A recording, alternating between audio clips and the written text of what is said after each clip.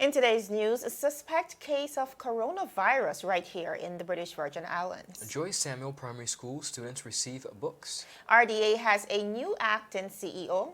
BVI freight and shipping companies updated on the coronavirus precautions. Local robbery caught on camera rocks the territory, and BVI health officials issue high-level caution in response to the coronavirus 2019. These and more stories when 284 News returns.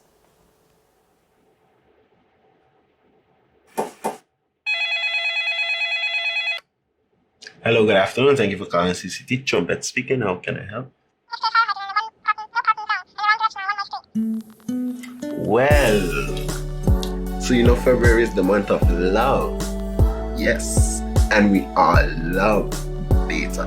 And because we love you so much, yes, we decided to give double data. But wait, let me slow it down for you. Follow my voice.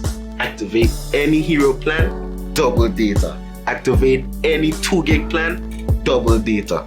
It don't stop there. Pay your bill before February 12th and have a chance to win a lunch or dinner for 2. Yes, I said it. For 2. Double the data and double the fun when you fall in love with our deals for the month of February. Activate a hero plan or 2 gigabyte data plan and get double data. That's enough for you and your boo or your crew. And don't miss out on the chance to win lunch or dinner for 2 if you pay your bill before February 12th. Activate any hero plan or 2 gigabyte data plan. Come enjoy the month of love on us. Thank you for calling CCT. Have a blessed day.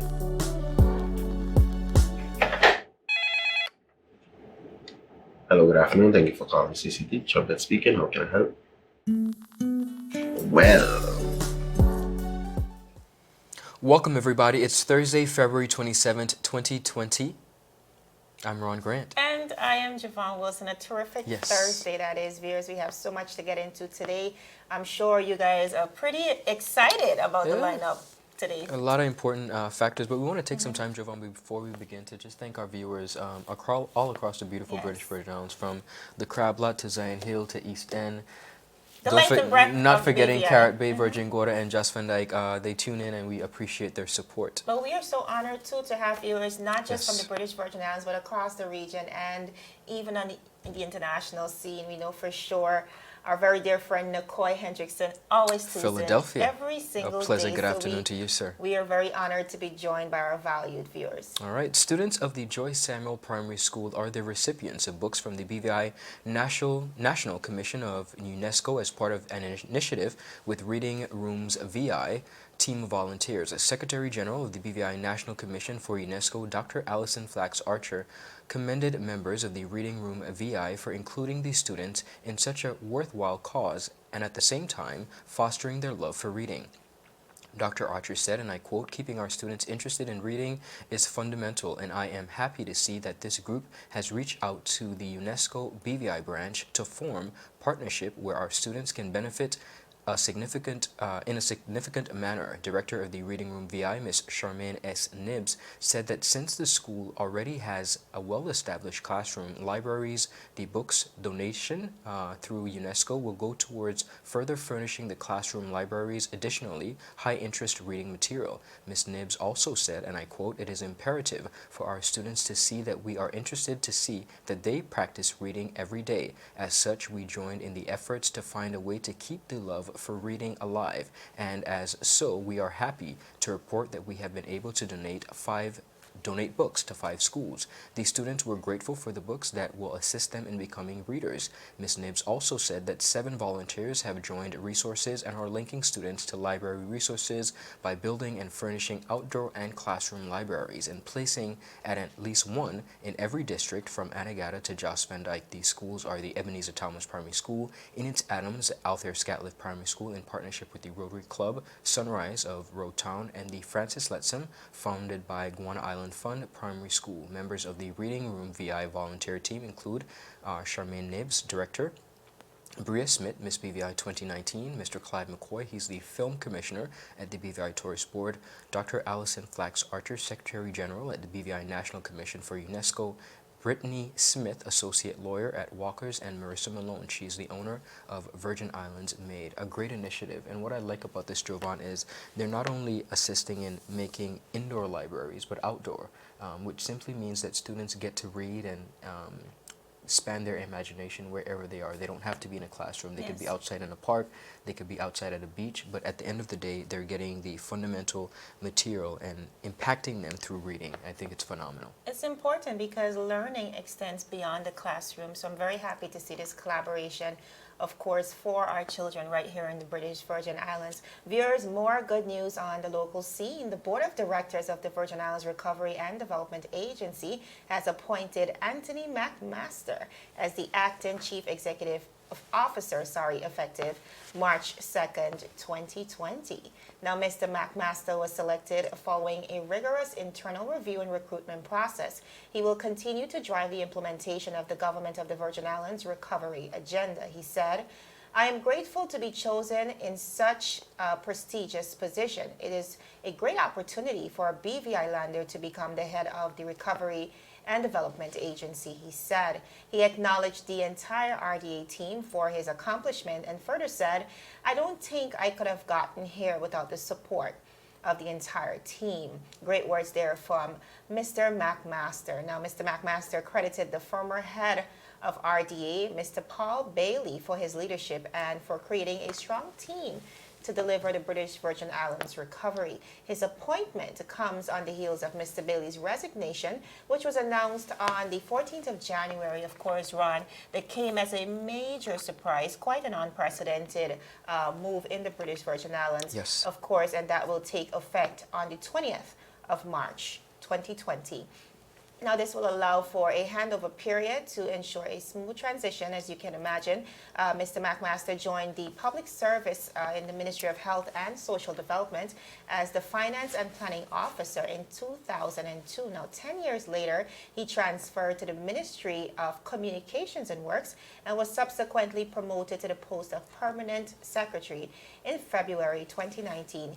He was seconded to serve as the Director of Operations, now Director of Program Delivery for the RDA. McMaster has a diploma in accounting from the Association of Accounting Technicians, which is AAT, of course, and progressed to complete his professional exams with the Association of Certified Chartered Accountants, of course, ACCA. So, Ron, great news for locals, especially in the British Virgin Islands. This is, the conversation of RDA is an ongoing one. We've been back and forth, there are the pros and the cons. We've examined all of those. But one of the concerns we've always had here in the British Virgin Islands is ensuring that locals have the opportunity to serve in these leadership positions, especially as we lead the BVI forward. So really happy to see Mr. McMaster being appointed as the acting Chief Executive Officer. Well, Jovan, I think your sentiment echoes a lot of the sentiments throughout the Virgin Islands, particularly that of the Foy administration. They have for a very long time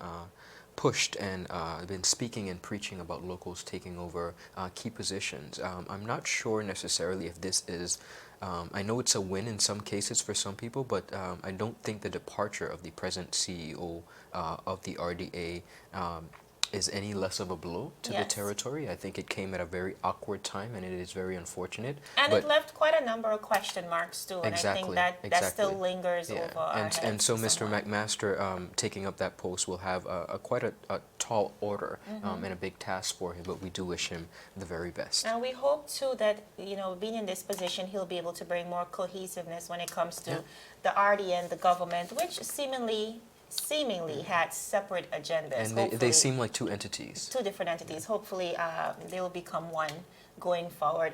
Viewers, is still ahead. We're following details on a possible case of coronavirus locally, and BVI freight and shipping companies updated on the coronavirus 2019 precautions. More news after a word from our sponsors.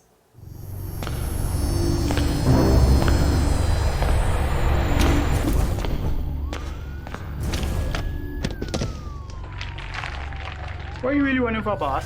You could have bust a hole in your head. But see, with the competition, which means you're about to bust a hole in your pocket. I could get my modem, please. Anyhow, I got something huge to show you. I gotta be sick in your head. Well, hold on, string bean. Tena kind of party. Check this. That's LTE1 for just about everyone. LTE2 for you and your boo. And hold on. Bam! Rate so low, it feel like it's free. That's LTE3 for you and the whole family. Save even more on your internet with new pricing from CCT. Get LTE 2 now for only $149. Get LTE 3 for the new low price of $189. All packages are unlimited, so there's no overage charge. You don't have to run into Chaz for savings. Just stop by our store and sign up today. Come on over to CCT. Life Unlimited. Viewers, welcome back to 284 News. Now, we're following damning reports that reached our newsroom confirming the possible case of a coronavirus patient here in the British Virgin Islands. Now, according to the audio received, a BVI lander is allegedly currently being quarantined by local health officials after returning from Hong Kong and China with suspicious signs of the virus. Now, according to the audio that went viral, the person in question felt sick but was reluctant to seek medical attention up until now. Viewers, we're going to go straight to the audio so you too can listen in. Board drama. Elena, I man no. Peebles Hospital have a quarantined case of possible coronavirus right now. A BVI lander that was away. Passed through Hong Kong and China and was ill when they came home. Stayed home, ain't tell nobody nothing. Now they in the hospital testing this person to see if they have coronavirus, and they're also gonna have to do the checks to find out who all this person was in contact with when they came home. So Elena, try and get your mask and glove them together. The mask them got to have N95 on it. Anything below the N95, it does not filtrate, it does not keep the coronavirus out. Of course, that was the audio received from multiple sources, of course, sent to our newsroom today. Now, of course, we reached out to the health officials. We spoke to the national epidemiologist, Ms. Harmony Bruley-Messiah, who said, quote, "We cannot confirm nor deny the allegation at this point, but an official statement is forthcoming." Now, the deadly virus, which was first identified in Wuhan, in the Wuhan city of China, of course, has infected at least 81,000 people globally, and around 78,000 of whom are in China, with at least 2,718 deaths reported in the country. According to a February 26th report by the World Health Organization, there have been around 2,800 deaths from the virus reported across nearly 47 countries, according to the latest figures from the Johns Hopkins University. Now, just yesterday, the cruise ship Grand MV Yes. Costa was refused entry into the British Virgin Islands. That decision was made, of course, by the chief medical officer and other senior health officials. It was reported that a number of passengers had flown directly from Italy and had joined the ship in Guadeloupe within the last 6 days. This period, of course, is within the 14-day incubation period of the coronavirus 2019. It was also reported that 5 passengers had fallen ill, with 3 testing positive for the influenza A virus and are isolated on board the ship. So it was determined that the ship was unable to conduct the test for the presence or absence of the coronavirus 2019. Now, in light of the risks posed, residents across the territory are now relieved that the government saw it fit to turn away the cruise ship in due diligence. Now, like the Royal Virgin Islands Police Force said, this is an ongoing, BVI Health Services Yes, Authority. BVI Health Services said it's something that is being investigated. Understood. As a matter of fact, the health officials, including Honorable Carvin Malone, a minister, overseeing minister In a for press the conference health. as we speak. Yes, they are hosting a press conference. So after the newscast, of course, you're free to hop on over to see what the latest updates are on that story. Continuing on the issue of the coronavirus, officials from the Ministry of Health and Social Development have met with local freight and cargo shipping companies to discuss precautionary measures in response to the coronavirus. A roundtable discussion was held with officials from local shipping companies, including Tropical Shipping, Island Shipping, and Digital Freight on the current protocols and procedures in place, challenges, and advised approach to increase awareness and prevention of the coronavirus. Health officials, including the National Epidemiologist Harmony Messiah, Chief Environmental Health Officer Mr. Lionel Michael, and Deputy Chief Environmental Officer Harriet Alexander, led the meeting. According to the World Health Organization, as of January 24th, as we have said before, there were 79,331 confirmed cases of the coronavirus globally, with another 77,262 cases confirmed in China. Outside of China, there are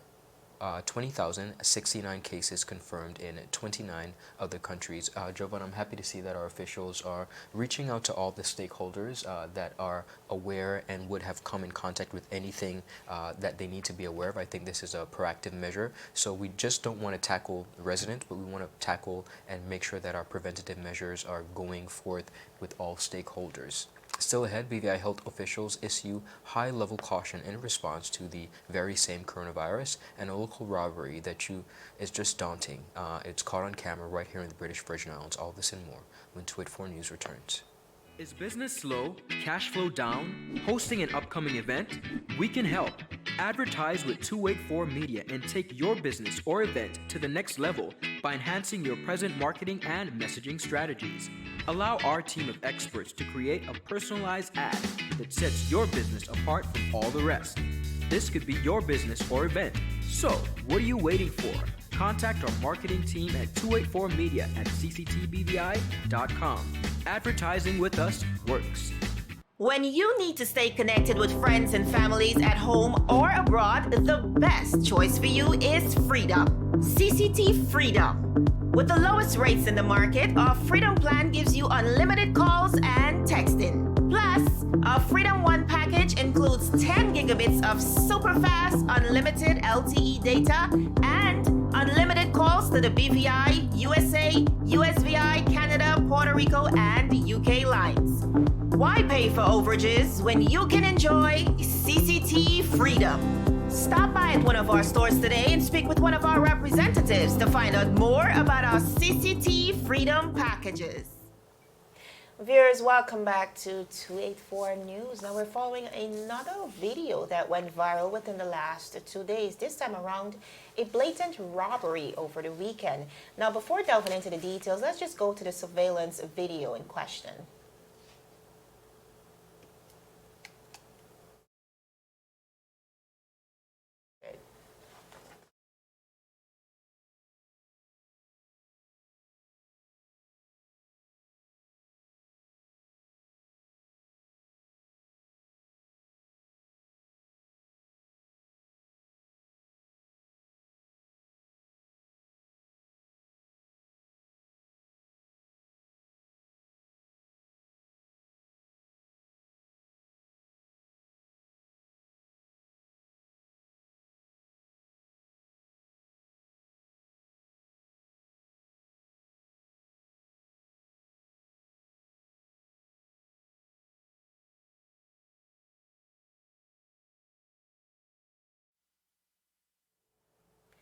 So viewers, as you can see on the screen, the video shows the entire ordeal. As you can see, the two young men are being approached by a lone gunman who demanded cash and jewelry in the vicinity of the Edge nightclub in Longbush. Now, based on what you're seeing on the screen, the perpetrator walks up to two civilians and robs them at gunpoint. Without hesitation, the victims hand over their belongings, one seemingly a bit more relaxed than the other. Now, yesterday, our team of reporters reached out to the Royal Virgin Islands Police Force, who indeed confirmed that the robbery occurred on February 24th around 1:45 in the a.m.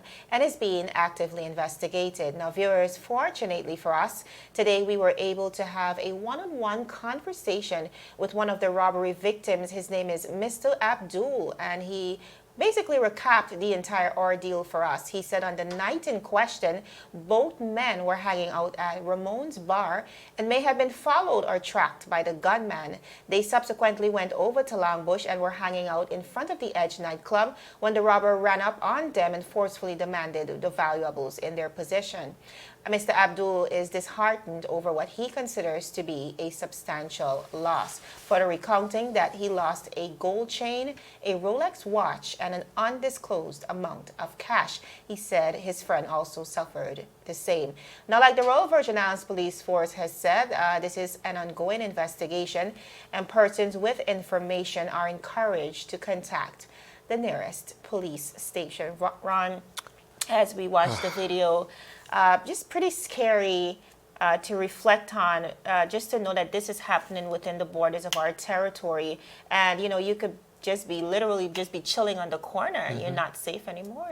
Well, I think, Jovan, as unfortunate as this incident is, it speaks to a number of issues that are continually plaguing our society. Some are more to the forefront than others. But from first instance, I'll ask you this, though. If you were unfortunately happened to have been in that incident, what would your first reaction be as a victim of robbery? Perhaps, can you just imagine, what would it have been like? I mean, it must be an incredibly scary position to be in, but I think what would be sensible is for me to hand over whatever is being calm. demanded, of course, because, you know, your main concern is to preserve your life. Correct. A gun is being pointed at your face. I think personally, I would not be reluctant to hand over anything. But a lot of persons have been, you know, there's a lot of opinions floating around about the proximity of the gun, the two guys, maybe and how they persons could have, were behaving and all that stuff. The demeanor of one of the victims. But it's a lot to be considered. But in speaking with the individual today, there was another guy who's actually there with him. He happens to be a businessman, and an Arab businessman, and he was very upset, Ron. He spoke to the fact that as businessmen in the British Virgin Islands, there's little to no protection for small business owners. And he really spoke to the fact that he's been trying to acquire a legal firearm for quite a number of years, and for some reason it has been quite a hassle. So a lot of things to go over here as we reflect on this incident. And I'm very happy that you brought that point to the forefront, because as business owners within the BVI community, a small community, many persons have the apprehension that, you know, there's no need for a firearm. But let me tell you something. As a business owner in the beautiful British Virgin Islands, having been born and raised in a business community, my father and both myself own businesses, you can never necessarily tell, okay? And there have been many instances where both him and I, unfortunately, were caught in situations, and at the end of the day, persons within our community have to, at the end of the day, just take their safety. But we do employ our law enforcement officials and the government of the day, the government of the Virgin Islands, to not make it even more difficult for us to not only conduct business, but to be safe. This young man, or both of the young men, could have at any point been at somewhere else, maybe with a family member, a child, and these are very unfortunate situations. And we speak of you know, tourism, and we speak of economic development. These are some issues that we need to really look at, you know, and find out what the root of it is. Are we giving business owners enough security? Yes, and I think that's a as they traverse daily, both morning, noon, or night. Are we giving them enough security in our territory to be comfortable to know that they're safe? Just recently, we reflect on a similar incident that saw a local businessman, of course, being shot. Luckily, that bullet went straight through his leg. Last year, we reflect on another incident where a business was robbed during payroll in Virgin Gorda. So, I mean, this is a common concern across the territory. And you know, Ron, fortunately, no one was hurt in this situation, but you can never predict what the outcome of these situations can be. Most definitely. We do hope that some closure will be brought to this matter. And on to a closing story today. As we have spoken about before, officials at the Ministry of Health and Social Development have revised the travel advisory alert to level 2 in response to the increased case of coronavirus. Persons with plans to travel to South Korea, Japan, Singapore, and Italy In addition to China are asked to exercise a high degree of caution. Health officials continue to warn the public that the coronavirus spreads from human to human and is very transmittable, as short distance symptoms can range from mid to severe, with elderly persons and those with pre-existing conditions being more vulnerable to severe illness or death.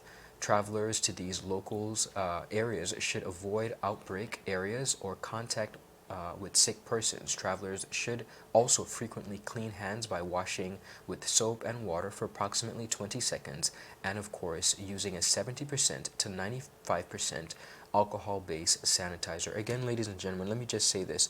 It's not an issue of paranoia. We don't want persons to be paranoid. We don't want them to be scared. But precaution is definitely better than cure. And with such a small community, we want to make sure that everyone is safe. All our family and friends are safe. So simply take the precautionary measures. And like Jovan and I, we're big travelers, and we've had some travel plans, both personally and professionally trained. Personally and professionally, and we're going to have to kind of scale back a little bit. At least be careful. But what I really love about, the awareness around this virus is the fact that simple precautionary measures can be done. Indeed. Just paying attention to your etiquette while being sick, of course. Simple sanitation measures. Viewers, it's really not that difficult to protect yourself and family. Again, it's not about paranoia, but ensuring that you, our valued viewers, are quite aware of what you can or you should or should not be doing in this time. We're experiencing the coronavirus scares across the world.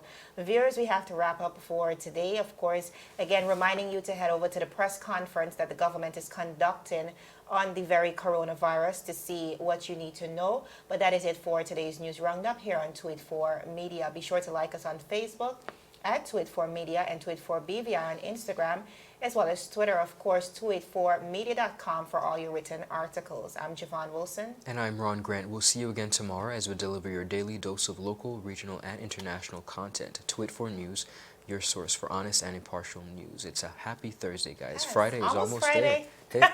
Hey. Almost. See you later. Oh, may I assist you? Yes. You want top of power? You want top of power? Join the prepaid party with CCT and enjoy more affordable data plans, more top-up promotions, more savings with hero bundles, and more value for your money each and every Tuesday with Top-Up Turn-Up Tuesday. Visit a CCT store today or anywhere CCT Top-Up is sold and top up your phone. 5, 10, 15, 20, 25, 30. You want top of power?